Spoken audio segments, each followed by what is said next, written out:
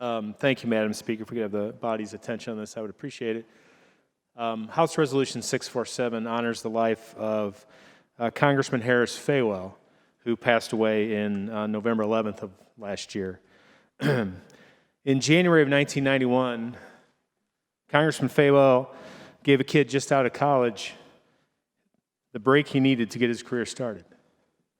For $18,000 a year, I learned more about politics in my first 6 months working in Congressman Fawell's Capitol Hill office than I learned getting a political science degree at Eastern Illinois University.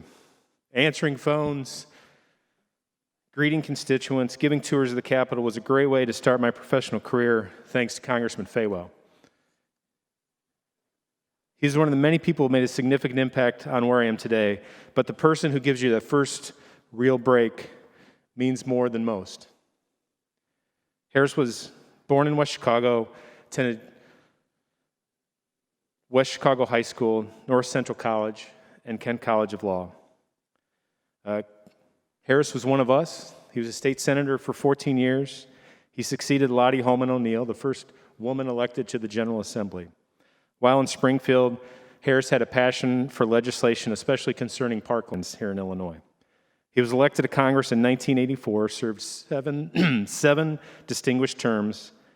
He was a leader on labor and health issues, and was positioned on the House Education and Labor Committee, which allowed me to go to work on that committee after leaving his personal office. Harris was well known as a budget hawk, going after pork barrel spending. He co-founded the Porkbusters Coalition and was a chief sponsor of 23 bills which eliminated $2 billion in pork spending on the federal level. Harris also loved baseball. I mean, he really loved baseball. He and his brothers, Tom, Bruce, and Mike, were well known as the Fighting Fawells in the Fox Valley League. Harris was such an accomplished player that he did a stint in the minor leagues for the Detroit Tigers organization. But the Harris Fawell I knew was a diehard White Sox fan. Why we have so many White Sox fans around here is beyond me. Pretty sure Harris was a season ticket holder, if I remember correctly. And I'll never forget, on April 19th, 1991, standing around the small TV in Congressman Fawell's office as the staff watched the White Sox christen the new Comiskey Park on the south side, which, by the way, the Sox lost that game 16-0. Harris had a subtle sense of humor, was self-effacing and kind, very kind. He was patient and wise, a great role model, not just for public servants, but for everyone as we think about how we should live our lives. One story sums up Harris very well for me. On an evening before Harris was to return to D.C., I was asked to get some gas in his car that he kept on the Capitol campus. I went down the street, filled up the car, was at a stoplight on Pennsylvania Avenue when I got rear-ended in that car.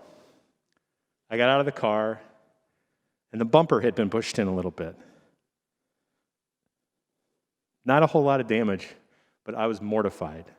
I just wrecked a member of Congress's car as a 23-year-old kid. I couldn't get any sleep that night. I went to the office the next morning early, knowing that Harris would be there. He called me into his office, and I thought, here we go. I'm getting fired. I explained the situation to the congressman. Harris just looked at me with those kind eyes, had a little smile on his face, and said, Tim, you don't have to worry about that at all. That damage was already there on the bumper. That's the kind of guy Harris Fawell was. To his wife, Ruth, the love of his life, to his children, Richard, Jane, and John, to his entire family, and to all those lives who were touched by this truly kind man, our sympathies and prayers are with you. And thank you for sharing with him with me and so many others that were impacted by Harris Fawell's life. He was a great man. Thank you, Madam Speaker, for the time. I would ask that all members be added to co-sponsors to the resolution, and I'm not sure if any of the other members want to speak, but if they do, could we have a moment of silence when they're done? Thank you. All members will be added to the resolution, and now a moment of silence.